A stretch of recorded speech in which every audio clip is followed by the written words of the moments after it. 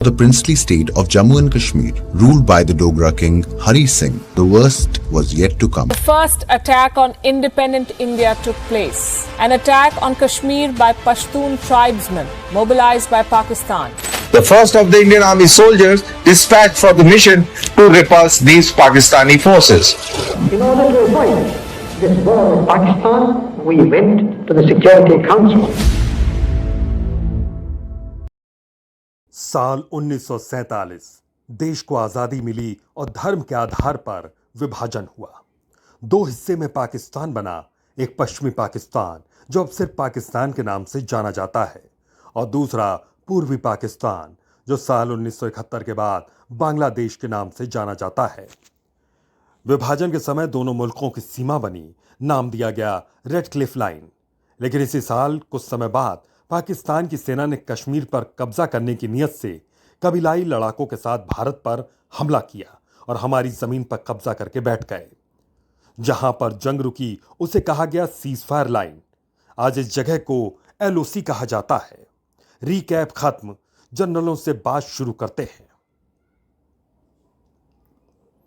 Field marshal Ayub Khan, general Ayub Khan, यह नाम इस लिस्ट में सबसे पहले आएगा क्योंकि जनरल अयूब खान वो शख्स थे जिन्होंने प्लान बनाकर भारत के खिलाफ जानबूझकर जंग छेड़ने की शुरुआत की थी। देश की आजादी के पहले ब्रिटिश आर्मी में थे। साल 1947 में भारत की आजादी और बंटवारे के बाद अयूब खान पाकिस्तान की आर्मी में चले गए और पूर्वी पाकिस्तान जो बाद में बांग्लादेश बना, वहां इनको अक्टूबर 1958 में उन्होंने इस्कंदर अली मिर्जा की गद्दी का तख्ता पलट किया और पाकिस्तान में सेना का राज स्थापित हुआ। प्रेसिडेंट बने खुद अयूब खान। यह पाकिस्तान के इतिहास में होने वाला पहला सैन्य तख्ता पलट था। इसके बाद और भी अध्याय लिखे जाने थे। पाकिस्तान की राजनीति में बार बार लोकतंत्र का झूठा स्वांग रचा जाना था, लेकिन वो कहानी कभी और। तो जब अयूब खान पाकिस्तान की गद्दी पर बैठ रहे थे, भारत के फ्रंट पर काफी कुछ घट रहा था। जैसे भारत का मुकाबला करने के लिए पाकिस्तान को अमेरिका से लंबी चौड़ी फंडिंग मिली थी। इस फंडिंग का इस्तेमाल पाकिस्तान हथियार खरीदने के लिए कर रहा था। साल 1960 अयूब खान और भारत के तत्कालीन प्रधानमंत्री जवाहरलाल नेहरू ने वर्ल्ड बैंक की मध्यस्थता में सिंधु नदी जल समझौते पर हस्ताक्षर किए।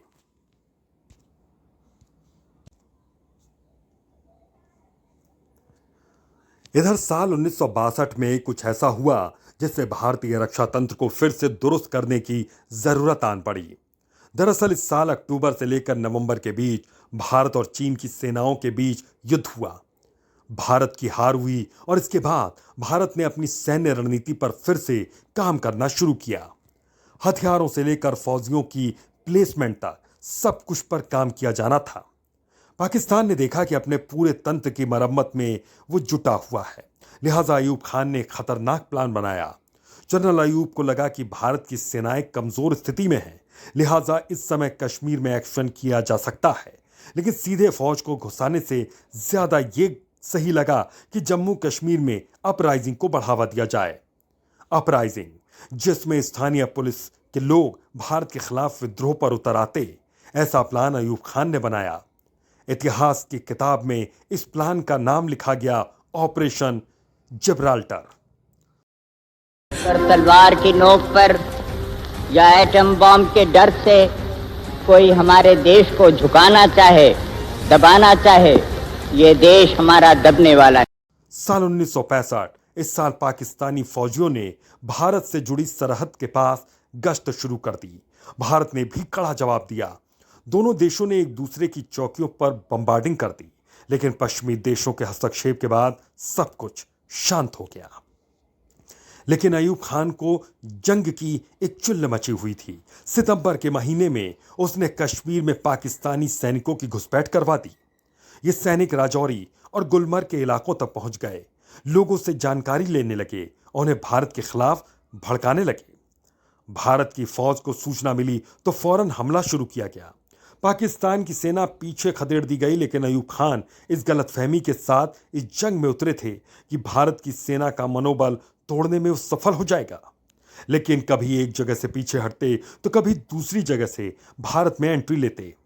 कुल जमा माहौल ऐसा हो गया था कि नीचे राजस्थान से लेकर ऊपर कश्मीर तक पाकिस्तान की फौज जहां तहां से एंट्री लेने की कोशिश करती और भारत की सेना जवाब देती। और भारत की सेनाओं ने कश्मीर के इलाके में तो 1947 वाली सीज फायर लाइन फांदकर कुछ चोटियों और चौकियों पर कब्जा कर लिया था। भारत और पाकिस्तान के सरहदी राज्यों में हफ्तों तक बम और बंदूकें चलती रहीं।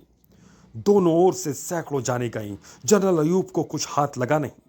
सोवियत यूनियन ने दोनों देश में सीज फायर पर साइन लिए और आखिर में जाकर अमेरिका और सोवियत यूनियन ने मिलकर 10 जनवरी 1966 को भारत और पाकिस्तान के बीच समझौता करवाया, जिसको कहा गया ताशकंद समझौता।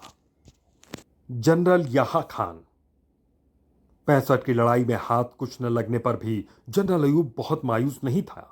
उसी साल अपने देश में धांधली करके उन्होंने चुनाव में जीत पा ली थी। मोहम्मद अली जिन्ना की छोटी बहन फातिमा जिन्ना को हरा दिया था। उनके अपने ही नेता जुल्फिकार अली भुट्टो ताशकंद समझौते पर मुंह बनाए हुए थे। सरकार से इस्तीफा देकर पार्टी बनाई, पाकिस्तान पीपल्स पार्टी, और फिर सड़कों पर अयूब खान के खिलाफ प्रदर्शन करने लगे। 1969 आते आते स्थिति काफी बिगड़ गई और अयूब खान को इस्तीफा देना पड़ा। लेकिन जाते जाते उन्होंने तत्कालीन आर्मी चीफ अपने खास जनरल याह्या खान को राष्ट्रपति की कुर्सी सौंप दी। पाकिस्तान फिर से फौज के शासन के अधीन चला गया। जनरल याह्या को भी यही दिक्कत हो रही थी जो उसके बॉस को थी। पड़ोस में शांति देखी नहीं जा रही थी। 1970 में पाकिस्तान में चुनाव होने थे, लेकिन चुनाव के साथ ही ईस्ट पाकिस्तान, जिसको अब बांग्लादेश कहते हैं, वहां शुरू हो गया था विद्रोह। वहां मौजूद बांग्ला भाषी लोगों ने पाकिस्तान की सरकार के खिलाफ विद्रोह शुरू कर दिया। इस विद्रोह के पीछे एक कारण और था। साल 1970 में आया चक्रवाती तूफान भोला। इस तूफान ने पूर्वी पाकिस्तान में हजारों लोगों की जान ले ली थी और सरकार पर हाथ धरे पर धरे बैठी रह गई। पूर्वी पाकिस्तान के लोगों को लगा कि ये उनके नागरिक अधिकारों का हनन है।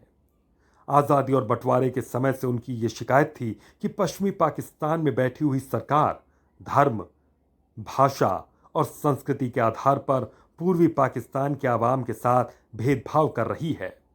निजामों की बेवफाई के इल्ज़ाम तब और मजबूत होते जब लोग ये देखते कि पश्चिमी पाकिस्तान के लोगों को संसाधन सबसे पहले मुहैया करवाए जा रहे हैं। साल 1970 में तूफान के बाद इस्लामाबाद में बैठी सरकार ने कुछ काम नहीं किया तो पूर्वी पाकिस्तान में रोष और बढ़ गया। विरोध शुरू हुआ जो सड़कों और सरकारी संस्थानों तक चला आया। देखते ही देखते बंगाली लोगों की एक सशस्त्र मिलिशिया खड़ी हो गई। नाम मुक्ति वाहिनी, मांग बांग्लादेश की आजादी। इस वाहिनी की बढ़ती हुई लोकप्रियता को देखते हुए जनरल याह्या टेंशन में था। उन्होंने पूर्वी पाकिस्तान में एक ऑपरेशन को हरी झंडी दी। इस ऑपरेशन को कहा गया सर्च लाइट। इसके तहत पूर्वी पाकिस्तान वाले हिस्से में बंगाली विद्रोह को खत्म किया जाना था। 25 मार्च 1971 को इस ऑपरेशन की शुरुआत हुई। जनरल याह्या ने इसकी आड़ में विद्रोह खत्म करने की बजाय कत्लेआम शुरू कर दिया। पूरे देश में बांग्ला समुदाय के लोगों की हत्या की गई। पाकिस्तानी फौज के लोगों ने गांव-गांव घूमना शुरू किया। वहां मौजूद बंगाली और हिंदू परिवारों को चिन्हित करना शुरू किया। फिर उस गांव में छापा मारकर उन परिवारों की महिलाओं का सामूहिक बलात्कार शुरू किया जाता और फिर पूरे परिवार की हत्या कर दी जाती। एक अनुमान के मुताबिक 8 महीने और 20 दिन तक चले इस हत्याकांड में पाकिस्तानी आर्मी ने 30 लाख के आसपास लोगों का कत्ल कर दिया। लाखों बंगाली लोगों ने भाग कर भारत में पनाह ली थी। लेकिन याह्या खान की चिंता थी। वो अमेरिका को चिट्ठी लिख रहे थे कि भारत की इंदिरा गांधी सरकार मुक्ति वाहिनी के साथ खड़ी है, मदद कीजिए। ये बात कुछ हद तक सही भी थी। कहा जाता है कि भारत सरकार के निर्देश पर रॉ ने मुक्ति वाहिनी के लड़ाकों को ट्रेन किया और हथियार दिए थे। इसी खप्त में याह्या खान ने 3 दिसंबर 1971 को एक बड़ी गलती कर दी। इस दिन शाम के वक्त पाकिस्तान की एयरफोर्स ने अमृतसर, अंबाला, अवंतीपुर, आगरा, बीकानेर, हलवाड़ा, जोधपुर, जैसलमेर, पठानकोट, भुज, उत्तरलाई और श्रीनगर में मौजूद भारतीय एयरफोर्स के बेस पर हमला कर दिया। यह था पाकिस्तान का ऑपरेशन चंगेज खान। प्लान था कि भारत के हवाई बेड़े को तबाह कर दिया जाए हालांकि वो नाकाम रहा। हमले के बाद शाम को प्रधानमंत्री इंदिरा गांधी ने देश के नाम संदेश जारी किया। वो कह रही थीं कि ये जंग का ऐलान है। कुछ ही घंटों में खबर आई कि भारतीय वायुसेना ने पाकिस्तान के ठिकानों पर हमले शुरू कर दिए हैं। 1971 की भारत पाकिस्तान की जंग शुरू हो चुकी थी। अगले 13 दिनों तक जनरल सैम मानेकशॉ की अगुवाई में भारतीय सेना ने पूर्वी पाकिस्तान में जमकर युद्ध किया। जमीन पर मुक्ति वाहिनी के लोग भारतीय सेना के साथ थे तो आसमान और पानी में खुद के बेड़े। पाकिस्तान की हालत खराब हो चुकी थी। इस समय पूर्वी पाकिस्तान में lieutenant general Amir Abdullah Khan Niazi chief martial law प्रशासक और आर्मी कमांडर की कुर्सी पर बैठे थे। उन्हें पता लग गया था कि पश्चिमी पाकिस्तान से वक्त रहते मदद नहीं आनी है और भारतीय फौज दरवाजे पर खड़ी है। जनरल याह्या खान का सपना टूट गया था। सरेंडर करना का शर्मनाक फैसला लेने की अब उनकी मजबूरी थी। कुछ ही घंटे पहले करीब 5:30 बजे शाम के 3 दिसंबर पाकिस्तान ने हमारे ऊपर एक हमला किया। पाकिस्तानी हवाई जहाजों ने हमारे अमृतसर, पठानकोट, श्रीनगर, अवंतीपुर, उत्तरलाई, जोधपुर, अंबाला और आगरे के हवाई अड्डों पर बमबाजी की। पश्चिमी पाकिस्तान की लड़ाई थी, वो लड़ाई भारत पर भी आ गई है। इस चुनौती का सामना जोरों से करना है। मुझे जरा भी संदेह नहीं है कि विजयी भारत की जनता की, भारत की बहादुर सेना की होगी। 16 दिसंबर 1971 ढाका में मौजूद रमन्ना रेस कोर्स मैदान में इतिहास रचा जा रहा था। एक मेज पर दो लोग बैठे थे। दाहिनी ओर तो थे पाकिस्तान के लेफ्टिनेंट जनरल नियाजी और बाईं ओर बैठे थे भारत के commanding officer lieutenant general Jagjit Singh Arora. सामने था कागज जिस पर लिखा था इंस्ट्रूमेंट ऑफ सरेंडर। पाकिस्तान ने आत्मसमर्पण किया। 93,000 पाकिस्तानी सैनिकों को युद्धबंदी बनाया गया। ये वही 93,000 की संख्या है जो आप हाल फिलहाल खबरों में सुनते रहते हैं। पूर्वी पाकिस्तान आजाद देश बन गया और नाम पड़ा बांग्लादेश।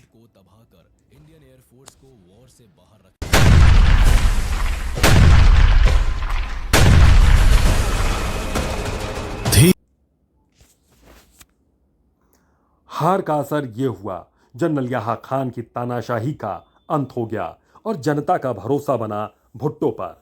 फिर 2 जुलाई 1972 को हिमाचल प्रदेश के शिमला में भुट्टो और इंदिरा गांधी की मुलाकात हुई।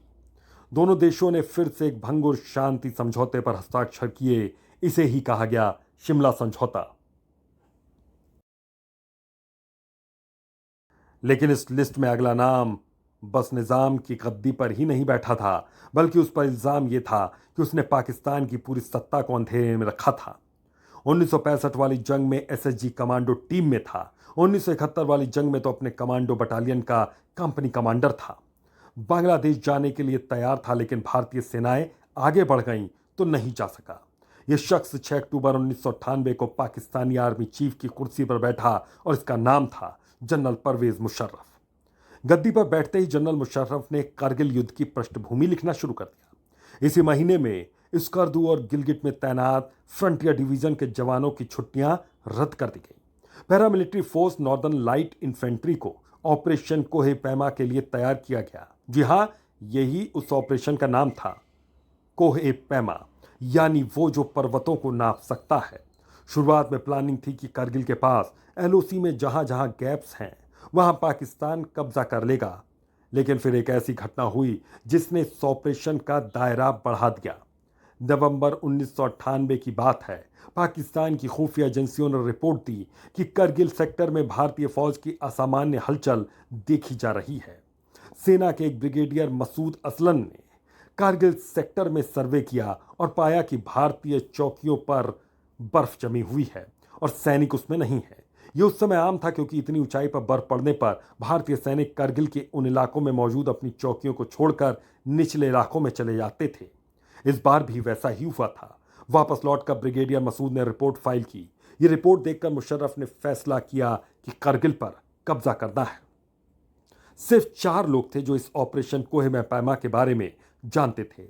Army chief general Musharraf, chief of general staff general Aziz, 10वीं डिवीजन के corps commander general Mahmood, northern infantry force के इंचार्ज ब्रिगेडियर जावेद हसन। इन चारों की जोड़ी ने उस पाकिस्तान आर्मी के भीतर गैंग ऑफ 4 के नाम से खुद को मशहूर किया था। लेकिन जब पाकिस्तान की सेना अपने एंड पर यह सब प्लान कर रही थी, उस समय नवाज शरीफ की सरकार क्या कर रही थी? पाकिस्तान की सरकार भारत के प्रधानमंत्री अटल बिहारी वाजपेयी के साथ वार्ता में लगी हुई थी। संयुक्त राष्ट्र जनरल असेंबली में दोनों की मीटिंग हुई, बस सेवा शुरू करने को लेकर सहमति बनी और कुछ दिनों बाद 20 फरवरी 1999 को वाजपेयी बस लेकर लाहौर पहुंच गए।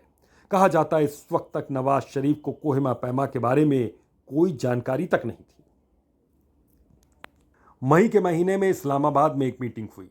इसमें गैंग ऑफ 4 ने पीएम शरीफ को अपने प्लान के बारे में पहली बार बताया, लेकिन इसमें एक बात छिपा ली गई थी, पाकिस्तानी सेना भी एलओसी पार करके आएगी। नवाज शरीफ को तो बस इतना बताया गया कि पाकिस्तानी सेना कश्मीर में घुसपैठ करवाने में मदद करेगी। नवाज शरीफ का भरोसा हासिल करने के बाद मुशर्रफ की टीम ने जिन्ना का सपना, कश्मीरी भाइयों का दर्द, कश्मीर की आज़ादी और मुस्लिम लीग का ख्वाब जैसे जुमले इस मीटिंग में फेंक दिए। नवाज शरीफ इन जुमलों के आगे फिसल गए। आगे बढ़ो और फतेह हासिल करो जैसा कोई जुमला उन्होंने भी फेंका और कार में बैठकर चले गए। बाद में उन्हें पता चला कि पाकिस्तानी सैनिक एलओसी पार करके भारत में घुस गए हैं। उन्होंने इसमें भी सहमति दे दी। कहा जाता है कि अप्रैल 1999 बीतते बीतते पाकिस्तान ने भारत की 150 चौकियों पर कब्जा कर लिया था।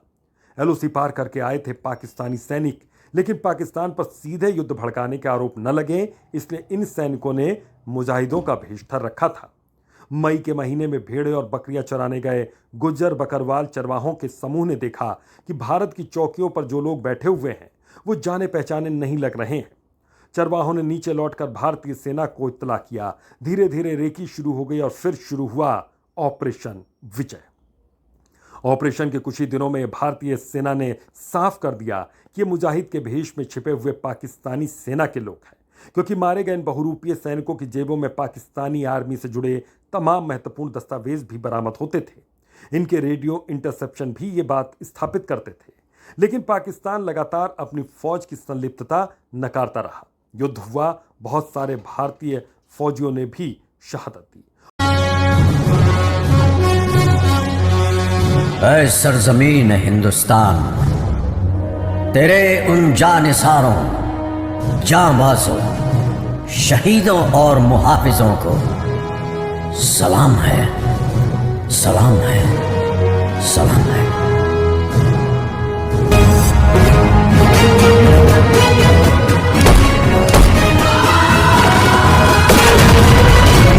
और आखिर में 26 जुलाई के दिन कारगिल के इस 2 महीने तक चले युद्ध की समाप्ति की आधिकारिक घोषणा हो गई। भारत की सेना ने ऐलान किया कि पाकिस्तान से जुड़े सैनिक और लड़ाकों ने भारत की सरहद छोड़ दी है। इस करारी शिकस्त के बाद 2 महीने बाद नवाज शरीफ ने मुशर्रफ के प्लेन की लैंडिंग रोक दी। मुशर्रफ की सेना ने शरीफ को बंदी बना लिया और पाकिस्तान में एक और सैन्य तख्तापलट के बाद जनरल परवेज मुशर्रफ मुल्क के वजीर आजम बने। जनरल आसिम मुनीर, यह शख्स इस लिस्ट में अगला नाम ना होता अगर हरकतें इतनी नोटोरियस ना होती। और हरकतों पर नजरें इनायत करें, उसके लिए ये वीडियो देखिए। पाकिस्तान की कहानी अपने बच्चों को जो है आपने जरूर सुनानी है, ताकि वो पाकिस्तान की कहानी ना भूलें। Well, our forefathers they thought that we are different from the Hindus in every possible aspect of life. Our religion is different, our customs are different, our traditions are different, our thoughts are different, our ambitions are different. That was the foundation of the two nation theory that was laid there. That we are two nations, we are not one nation. यह video आया है 22 अप्रैल को हुए पहलगाम आतंकी हमले से ठीक एक हफ्ते पहले और बोल रहे स्पेशलिस्ट का नाम है जनरल आसिम मुनीर। पाकिस्तान के chief of army staff, Pakistani सेना प्रमुख, वो टू नेशन थ्योरी का जिक्र कर रहे हैं। वो कश्मीर में आज़ादी की लड़ाई लड़ रहे हैं, लोगों के साथ ऐसा भी दावा कर रहे हैं। ध्यान रहे, ये वो बयान है जिसके बिना पर स्वस्थ समीकरण बनाए जा रहे हैं। पहलगाम में हुए आतंकी हमले में पाकिस्तानी सेना का हाथ है, ये स्पष्ट है। साल 1986 में आसिम मुनीर का सैन्य करियर शुरू हुआ। पाकिस्तानी सेना की फ्रंटियर फोर्स रेजिमेंट की 23वीं बटालियन में कमीशन मिला। ध्यान दें, वो फ्रंटियर फोर्स रेजिमेंट ही है जिससे हमारी भारतीय सेना का 1965 और 1971 के युद्ध के समय सामना हुआ था। तमाम ऑफिस पॉलिटिक्स का हिस्सा रहे आसिम मुनीर को साल 2016 में फायदे वाली कुर्सी मिली। कुर्सी पाकिस्तान के मिलिट्री इंटेलिजेंस के प्रमुख की थी। मुनीर 2 सालों तक इस कुर्सी पर रहा। फिर साल 2018 में और बड़ी कुर्सी मिली, ऐसी कुर्सी जिस पर बैठने वाला शख्स पाकिस्तान की सत्ता को कंट्रोल करता है, आतंकियों और मिलिटेंट गतिविधियों को अंजाम देता है, दहशतगर्दों को पनाह देता है, लेकिन नाम मिलता है जासूसों के बॉस का। यह कुर्सी थी पाकिस्तान की खुफिया एजेंसी इंटर सर्विसेज इंटेलिजेंस यानी कि ISI के डायरेक्टर जनरल की। यह वो समय था जब पाकिस्तान के प्रधानमंत्री थे इमरान खान। कहा जाता है कि आसिम मुनीर पर उनकी खास कृपा दृष्टि थी, इस वजह से ISI चीफ की कुर्सी दी गई थी। लेकिन साल 2019 में हुई एक घटना ने आसिम मुनीर की रुखसती का प्लॉट लिख दिया। फरवरी 2019 जम्मू कश्मीर के पुलवामा में CRPF जवानों के कॉन्वॉय पर सुसाइड बॉम्बर ने हमला किया। इसमें CRPF के 40 जवान शहीद हो गए। इसे ही पुलवामा हमला कहा गया। इस हमले के बाद भारत ने 26 जनवरी 2019 को पाकिस्तान की अंतर्राष्ट्रीय सीमा के अंदर मौजूद बालाकोट में एरियल सर्जिकल स्ट्राइक की थी। इस हमले में पुलवामा हमले के जिम्मेदार संगठन जैश ए मोहम्मद के ट्रेनिंग कैंप पर गोलाबारी की गई। कई आतंकवादियों की मौत का दावा भी सामने आया। भारत के इस अटैक के बाद पाकिस्तान की बहुत किरकिरी हुई। इससे बचने के लिए पाकिस्तान ने विदेशी पत्रकारों का दौरा भी करवाया। यह जाहिर करने की कोशिश की कि भारत के इल्जाम बेबुनियाद हैं, लेकिन पाकिस्तान की साख गिरती ही रही। 27 फरवरी को पाकिस्तानी वायुसेना के जेट बालाकोट स्ट्राइक का बदला लेने के लिए भारत में घुसे। प्लान था कि बॉम्ब गिराया जाएगा, लेकिन भारतीय वायुसेना ने भांप लिया और MiG-21 बाइसन एयरबॉर्न हुए। इस एंगेजमेंट के दौरान भारत का विमान पाकिस्तानी सीमा के अंदर क्रैश हुआ और उसमें सवार विंग कमांडर अभिनंदन वर्धमान युद्धबंदी बना लिए गए। 1 मार्च को उन्हें पाकिस्तान ने रिहा किया और अभिनंदन भारत वापस आए। हिंदुस्तान टाइम्स की एक रिपोर्ट के मुताबिक जिस समय यह सारा कुछ हो रहा था, उस समय पाकिस्तान में ISI के DG की कुर्सी पर बैठे थे आसिम मुनीर। कहा जाता है कि आसिम मुनीर की अध्यक्षता वाली एक कमेटी ने ही सेनाओं को सुझाव दिया था कि बालाकोट का बदला भारत पर हमला करके लिया जाए, जिसके बाद यह पूरा घटनाक्रम सामने आया। 22 मार्च 2019 को भारत और पाकिस्तान ने शांति समझौता कर लिया और कुछ ही महीनों बाद यानी जुलाई 2019 में मुनीर को ISI DG की कुर्सी से तत्कालीन प्रधानमंत्री इमरान खान ने रुखसत कर दिया। इस दौरान इमरान और आसिम मुनीर में बहुत खटपट हुई। कहा गया कि मुनीर को इसलिए हटाया गया क्योंकि वो इमरान की पत्नी बुशरा बीबी पर लगे भ्रष्टाचार के इल्जामों की जांच करवाना चाहते थे। इमरान खान इन आरोपों का खंडन कर रहे थे, लेकिन ISI चीफ को 8 महीने बाद ही कुर्सी से उतारकर पंजाब में कोर कमांडर बना देना और उसके बाद रावलपिंडी के सेना हेडक्वार्टर में सप्लाई ऑफिस देखने के लिए बैठा देने का मतलब लोगों ने निकाल लिया। चुनाव हुए कुछ ही दिनों बाद कुर्सी पर बैठे शहबाज शरीफ। उन्होंने अपने बड़े भैया और पाकिस्तान के पूर्व प्रधानमंत्री नवाज शरीफ से सलाह मशवरा किया और आसिम मुनीर को उनके रिटायरमेंट के ठीक 3 दिन पहले पाकिस्तानी आर्मी का प्रमुख बना दिया। जैसे ही आसिम मुनीर को आर्मी चीफ की कुर्सी मिली, वो समय आ गया जब एक अलग ढंग से पाकिस्तान की ओर से घुसपैठ शुरू हुई। एक नया तरीका अपनाया गया। अब कि पहले तक आतंकी संगठनों में कश्मीर के स्थानीय युवाओं की भर्ती की जाती थी, लेकिन सूत्र बताते हैं कि आसिम मुनीर ने पाकिस्तान की आर्मी से रिटायर हुए लोगों की भर्ती की जमीन तैयार की। इसमें स्पेशल फोर्सेस के जवान भी शामिल रहे, जो सीमा पार करके भारत आते हैं और भारतीय लोगों पर टारगेट करके हमले करते हैं। अब एक बार फिर इतिहास अपने आप को दोहराने की कगार पर है, इसलिए पूरे पाकिस्तान में हड़कंप मचा हुआ है। पाकिस्तानियों को डर सता रहा है कि आसिम मुनीर ने जो आंख भारत को दिखाई है, भारत फिर उन आंखों की गुठली को निकाल कर गोटियां जरूर खेलेगा। हमारे चैनल न्यूज़ व्हील को सब्सक्राइब कीजिए, लाइक कीजिए और शेयर कीजिए। चैनल नया है, लेकिन उम्मीद है कि आप लोगों का प्यार और हमारी मेहनत जरूर रंग लाएगी। आपका दिल से धन्यवाद। जय हिंद।